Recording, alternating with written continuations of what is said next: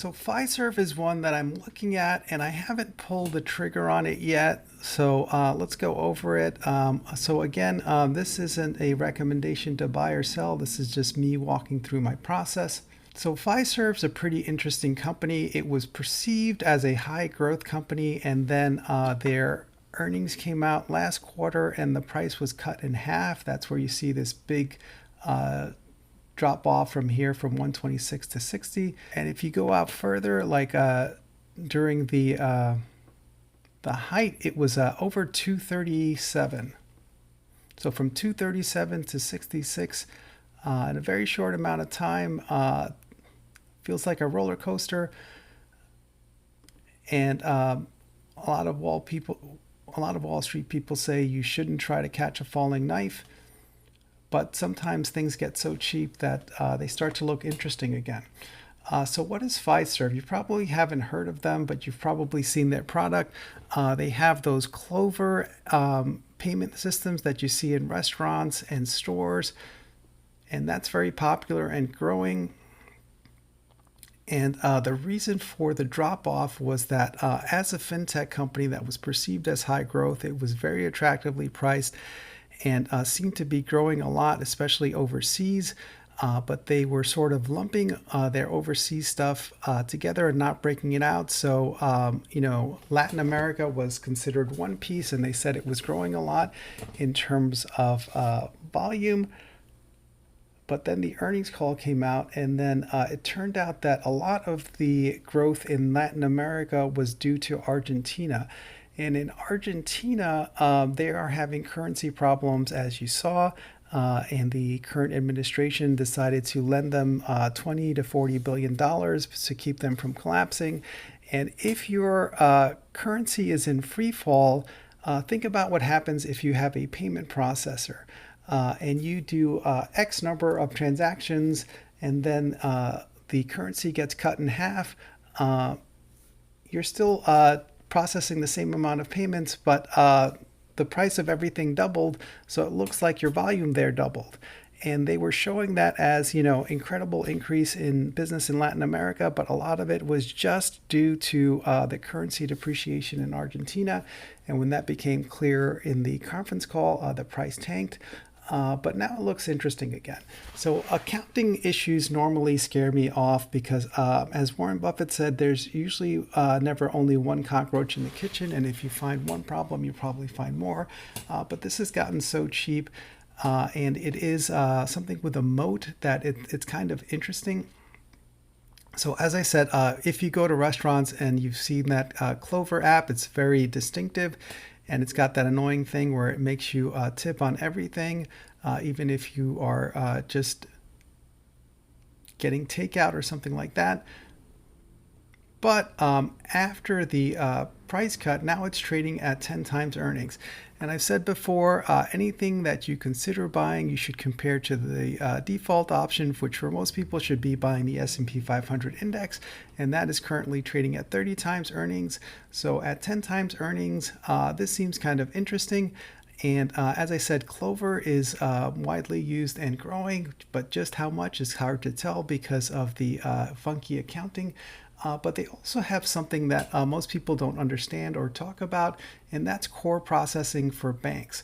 So for smaller banks, for credit unions, for other things like FinTech companies that don't have physical locations, they need to do stuff called core processing. So basically storing in the cloud customer profiles, account numbers, balances, payment histories, wire transfers, fee payments, loan payments, things like that other banks need to do. They have this processing, which they call core processing, which is the back end of that. And there are other companies that do that. It's kind of fragmented, but they're the largest player, about 42%. And I think the next largest is like 17, and then like 7 or 8. So it's definitely big in that area. And even if the other parts are in trouble, this is something that banks are unlikely to switch from. So that is very steady income and has a moat. There's no reason for a bank to switch, and the backbone of their entire company, unless there is a really good reason to. So that's pretty safe and stable. And as I said, Clover in the US is growing. And it seemed like it was growing a lot overseas, but a lot of that was some accounting gimmickry dealing with Latin American sales due to what's happening in Argentina. But even if you back all that out and say, okay, well, what is the least I would pay for this? And I think at 10 times earnings, it starts to look interesting again. And I'm not the only one who thinks that. So some of the insiders are now buying. And I've said before that the two most pessimistic people in an organization are usually the finance officer and the legal officer. So if you see those guys buying, it starts to look interesting and you should dig deeper. And we do see that the chief financial officer and a couple of the directors did make purchases here at 76. And what's interesting is this guy who is the, oops, sorry, I was looking at the wrong one.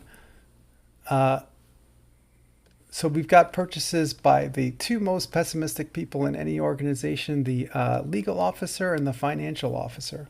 So the chief legal officer bought $500,000 and the chief financial officer bought $1 million. And what's really interesting is the timing of this legal officer's purchase. So he sold a bunch at 233. He sold another bunch at 160. And now he's buying at 63. So whatever he saw here that made him worry and sell seems to not concern him anymore since he's buying up here. And what's also interesting is that the price dropped off a cliff in October when the earnings came out. And these are 13F filings for large investors who are known value investors. And this cutoff was September 29th or 30th. And so this is right before the stock got cut in half. And as you see, there's a bunch of quote unquote famous value investors that own this stock. And a lot of them were buying right before the stock got cut in half. So that shows you that even really smart people make mistakes and that you should do your own work and not just follow people into what they're doing. So among the people that bought, Seth Klarman, he's a famous value investor and a billionaire in Boston. Francois Rochon, who's in Montreal and a noted value investor. David Tepper, he's a billionaire also in New Jersey. Very bright guy. He bought right before it got cut in half. And Norbert Liu, who I've said in a previous video, sometimes goes years without buying anything, did buy some of this right before it got cut in half. So it says it's 1.48% of his portfolio, but it was probably a 3% buy because 3% and then you cut it in half and that's 1.4%. So a decent sized purchase by him and then it got cut in half. But again, at 10 times earnings and the S&P 500 is trading at 30 times earnings and they have Clover, which restaurants and retailers still use and they love it and it's growing, but it's unclear how much it's growing internationally. And they have this core processing function that they do for other banks, which is incredibly sticky and hard to switch from. And out of the people that do it, one has 8% share, one has 17% share, and the largest is Fiserv, which has 42% share. There's got to be a reason that they're 42% share, and my guess is that they're better than other people at this. So starting to look interesting, and I haven't bought yet, but I'm considering the common or possibly just doing some options on this because I don't like to operate with leverage now because I'm retired. And I do have some leverage that I'm trying to pay down, and there are very few bargains in the market, but this caught my eye, so I will definitely be thinking about this. Let me know your thoughts before if you've looked at this and if you're buying or selling. And if you have other stocks you want to look at, just put them below. If you want to support the channel, there's a Buy Me a Coffee link and a Robinhood link if you want to sign up for that. And don't forget to like and subscribe so you'll see future videos like this. Have a great day.